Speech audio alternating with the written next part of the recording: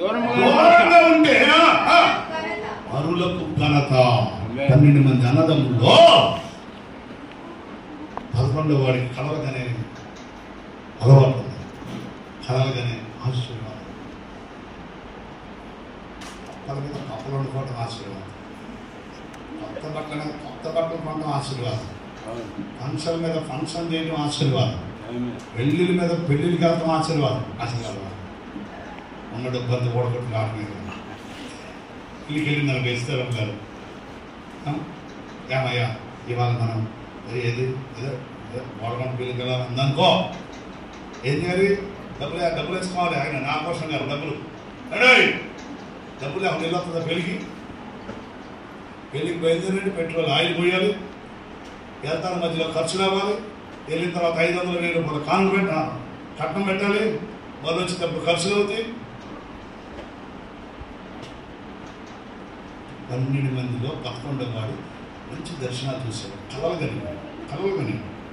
కలవగానే అన్నదమ్ములందరూ రాజుగారి కొలువులో పనిచేస్తుంటే వీడు అక్కడ సంగతులన్నీ తండ్రికి మోసేవాడు. వీడు చాలా తెలివి.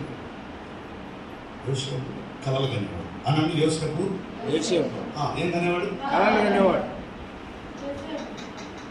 దైవభక్తి కలిగిన, సమాధానకరమైన మనసు కలిగిన, సమాధానాన్ని కోరాడు. వీళ్ళ అన్నదమ్ములకి ఒక కళ చెప్పాడు. అమ్మా ఏం చెప్పాడు?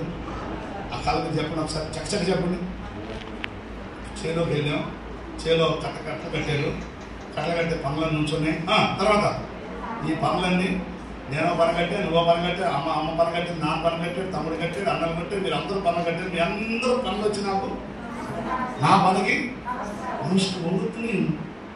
నమస్కారం చేస్తాను. అబ్బో నేను ఇంకొక చూసాను రా అనే, ఆకాశంలో సూర్యుడు చంద్రుడు నక్షత్రాలు అన్నీ ఉన్నాయిరా. నక్షత్రాలు వచ్చి సూర్యుడు వచ్చి చంద్రుడు వచ్చి అన్నీ వచ్చి నాకేం చేస్తున్నాయి?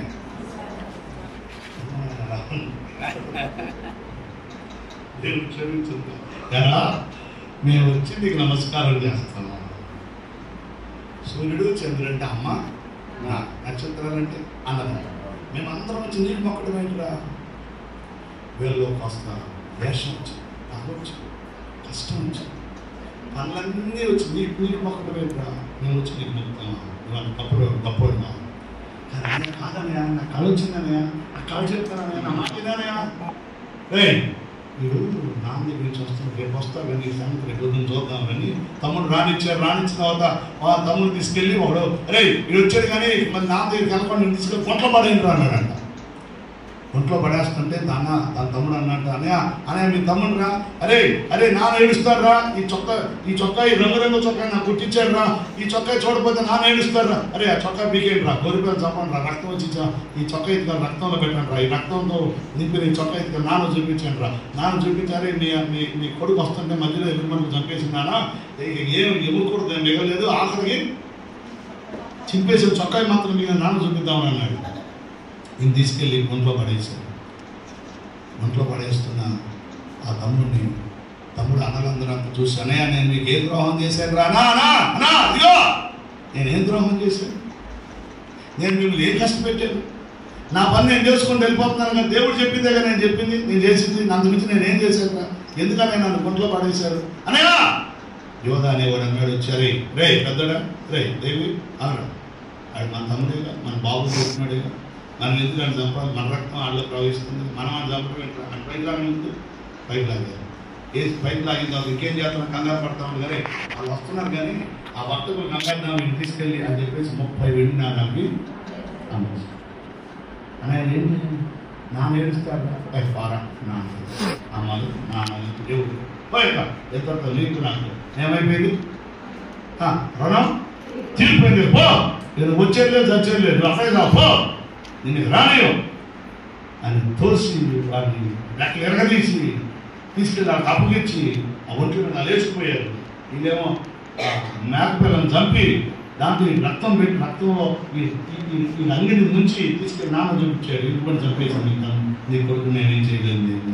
తండ్రి ఏడ్చి మంచం మీద అప్పుడు అక్కడికి వెళ్తే అన్యాయం గురైన దేవుడు వదిలిపెట్టాడు. ఎప్పుడు దిక్కు లేకపోతే ఆడికి ఎవడంటే దిక్కు చాలా మంది ఆడికి దిక్కు అసలు ఆడి దిక్కు ఎవడు రా లాగ గుద్దుకుతురా లాగ తంతండి రా లాగే ఎందుకు మంచమే రోడ్డు మీద పడేదండి ఎవడు లేకపోతే దేవుడు లేకపోతే స్తోత్రం. ఇష్టం వచ్చినట్టు మాట్లాడుతున్నావేమో, నీకు ఇష్టం వచ్చినట్టు బాధపడుతున్నావేమో, నీకు ఇష్టం వచ్చినట్టుగా పడుతున్నావేమో, హింసిస్తున్నావేమో, బాధిస్తున్నావేమో, ఎప్పుడు లేని దిక్కేవాడు దేవుడే. ఎందుకో చెప్పనా, ఆయన రూపంలో మనుషులు దేవుడు చేశాడు. అదే చెప్పండి. నాకెవరు లేదనుకున్నావేమో, నాకెవరు సహాయం చేయట్లేదు, నన్ను ఎవరు ఆదరించదట్లేదు, నాకెవరు మేలు చేసేదట్లేదు, నాతో ఎవరు నాకు మేలు చేసేది ఎవరు లేడు, నన్ను ప్రేమించేది ఎవరు లేడు, అందరూ ద్వేషించాడు అనుకున్నావేమో. నీకోసం ఒక ఆయన ఉన్నాడు. నీవు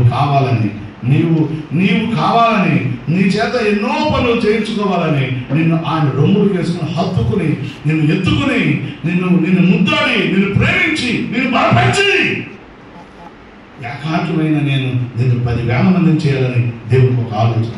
దేవుని స్తోత్రం. ఏ స్థితిలో ఉన్నా సరే, ఏ స్థితిలో నుండైనా సరే నేను దీవించి ఆశీర్వదించి ఆయన హత్తుకోవాలని ఆశపడతాను. స్తోత్రం చెప్తాను. చెప్పండి గట్టిగా చెప్పండి అందరూ.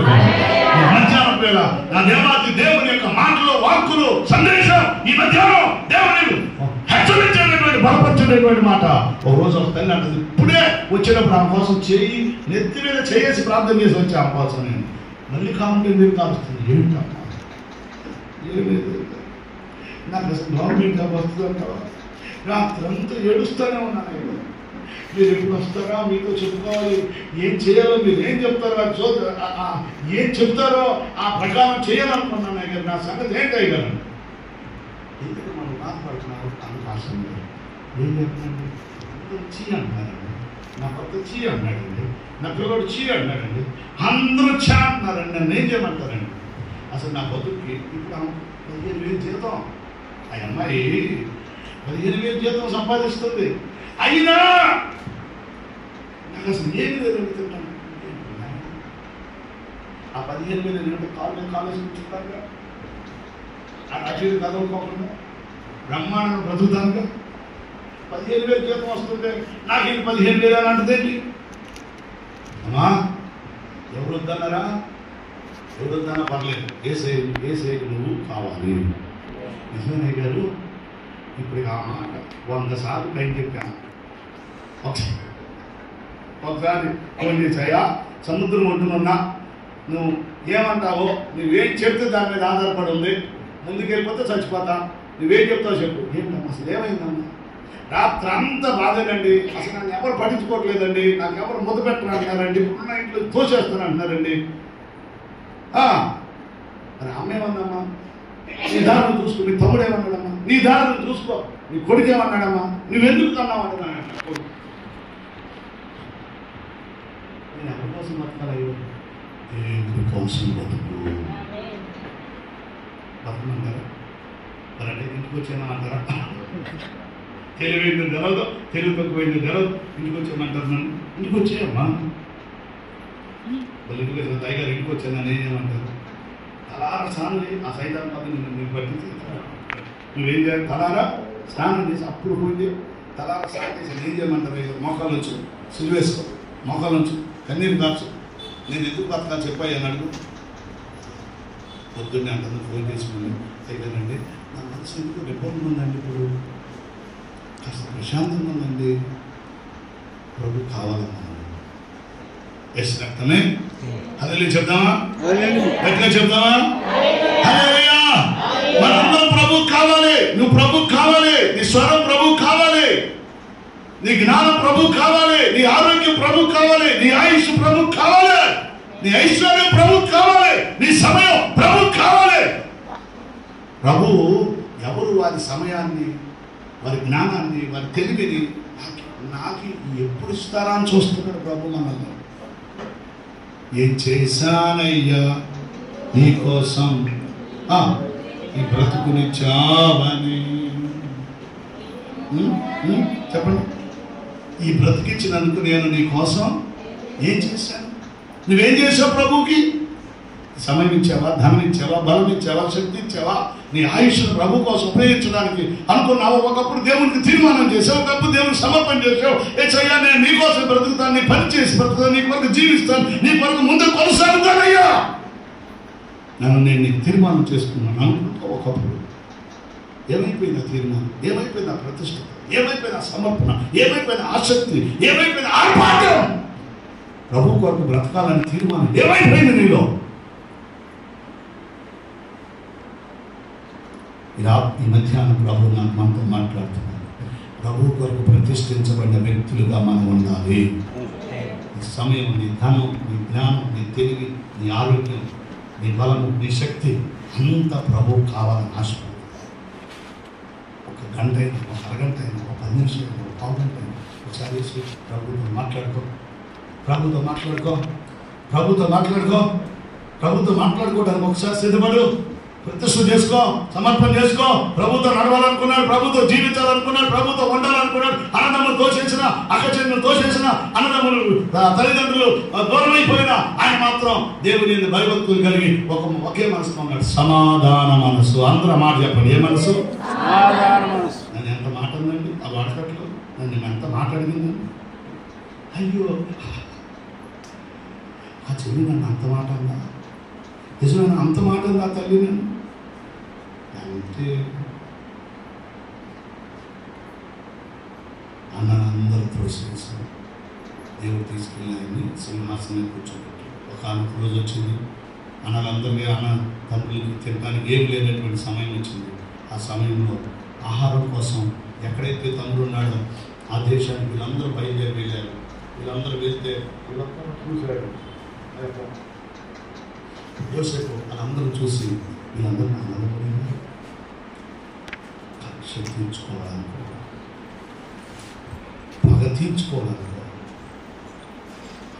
అందరూ వచ్చిన ఆనందం ముందు ఎడవలా దుఃఖాన్ని ఆపుకొని తన అంతఃపురంలో లోపల గదిలోనికి తలుపుని వేసుకుని బావులు ఏడ్చాడు. అయ్యో, ఎన్ని సంవత్సరాలు అవుతుంది నా అన్నదమ్ములు అందరూ నన్ను విడిచిపెట్టు. ఈరోజు వారికి తినడానికి ఆహారం కానీ ఈరోజు వెతుకుంటూ వచ్చాను. వారికి ఆహారం పెట్టడానికి దేవుడు నన్ను ఎక్కడ కూర్చోబెట్టాడు. నేను తీర్చుకోవాల్సిన పగ కాదు, నేను వారిని హత్తుకోవాలి. ఆమేన్. నేను వారికి ఆహారం పెట్టాలి. స్తోత్రం చెప్పండి గట్టిగా. హల్లెలూయా. నేను వారిని సమాధానంలో హత్తుకోవాలి, నేను వారిని ప్రేమించాలి, నేను వారిని బలపరచుకోవాలి. వాళ్ళ కోసమే నన్ను ఇక్కడ పంపించాను. యేసు రక్తమే వాళ్ళని చూడటంతోనే ఆయన చూసిన దర్శనం కలపడుతూ వచ్చింది. దేవుని స్తోత్రం. హత్తుకున్నాడు. యేసేపు ఎక్కడున్నాడు ఇప్పుడు చెప్పండి. యేసేపు ఎక్కడున్నాడు? ఎవడు కూర్చోబెట్టాడు యేసేపుని అక్కడ? దేవుడు. ఆయన కలహానికి దూరంగా ఉన్నాడు, దేవుడి భయభక్తులు కలిగి ఉన్నాడు. ఆయన హృదయాన్ని దేవుడు చూశాడు. ప్రభు ఆయన సింహాసనం కూర్చోబెట్టాడు. తన తండ్రిని, తల్లిని, అన్నదమ్ములను పోషించుకున్నాడు. దేవుని వాక్యం ఆయన జీవితంలో నెరవేర్చాడు. ఈ మధ్యాహ్నం దేవుని వాక్యం సత్యమైంది, బలమైంది. పర్వతాలు తొలగిపోయిన, మెట్టలతో తొలగిపోయిన ఆయన వాక్యం నుంచి నెరవేర్చబడుతుంది. ఆమేన్. మనుషుల్లో ఉన్నటువంటి ప్రేమని, మనుషుల్లో ఉన్నటువంటి కలహములకు దూరంగా పారిపోయేటటువంటి జీవితాన్ని దేవుడు ఏం చేస్తాడండి? ఉన్నతమైన స్థితిలో తీసుకుంటాడు. ఆమేన్. హల్లెలూయా చెప్దామా? గట్టిగా చెప్దామా? కాబట్టి సమాధానాన్ని ఆశించు. సమాధాన సంబంధమైన వాటి మీద మనసు, సమాధానం కలిగి జీవించిన సహోదరుడా దేవుడు నిన్ను హెచ్చించునుగాక. దేవుడు నిన్ను ఘనపరచునుగాక. దేవుడు నీ స్థితిని హెచ్చించునుగాక. దేవుడు నిన్ను బలపరచునుగాక. రెండు చేతుల పైకి ఎత్తండి. దేవా నన్ను దీవించండి, దేవా నన్ను హెచ్చించండి దేవా, నా బిడ్డను హెచ్చించండి. నేను ఎవరితో కలహమాడను. కలహం నా హృదయం నుంచి తీసేసుకుంటాను. అసమాధాన మనసును తీసేసుకుంటానయ్యా. నువ్వు సమాధానకర్తవయ్యా. నీతో నేను సమాధానం కలిగి ఉంటానయ్యా. సమాధాన హృదయం కలిగి ఉంటానయ్యా. నేను సమాధానాత్మను కలిగి ఉంటానయ్యా. సమాధానకర్తమైన నీతో నేను నడిచినట్లుగా సమాధాన సంబంధమైన మాటలు నేను మనసు పెడతానయ్యా. ఈ మధ్యాహ్నం నా ప్రార్థన మీరు ఆలకించండి అయ్యా. ఈ మధ్యాహ్నం నా ప్రార్థన మీరు చదివండి అయ్యా. ఈ మధ్యాహ్నం నా పక్షాన్ని నీ కార్యం జరిగించండి అయ్యా. దైవకుడు అనుగ్రహింపచేయండి అయ్యా. కలహమునకు దూరముగా ఉండుము. అది నరుని ఘనతలోనికి నడిపిస్తుంది. దేవుడు నిన్ను ఘనపరచడానికి క్షమించే హృదయం కావాలి, ప్రేమించే హృదయం కావాలి, సమాధాన సంబంధమైన దేవునితో కలిసి నడిచేటటువంటి జీవితం కావాలి. నీతో నేను నడవాలని, నీతో కలిసి ఉండాలని ఆశయా, చిన్ని ఆశయా, ఓ యేసయ్యా నీవే తీర్చాలయ్యా. ఆశయా, చిన్ని ఆశయా, ఓ యేసయ్యా నీవే తీర్చాలయ్యా. నీతో నేను నడవాలి. ప్రభుతో నడుద్దాం, ప్రభుతో నడుద్దాం. సమాధానకర్త అయినటువంటి దేవునితో నడుద్దాం. దేవునితోనే నడుద్దాం. లోకంలో కాదు, లోకంతో కాదు, లోకంలో ఉన్న వాటితో కాదు, కేవలం ప్రభుతోనే మనం నడుద్దాం. ఆయన సమాధానకర్త. కలహానికి దూరం వెళ్ళిపోవు, సమాధానం వెతుకు, దాని వెంటాడు. ప్రభువు నిన్ను బలపరుస్తాడు.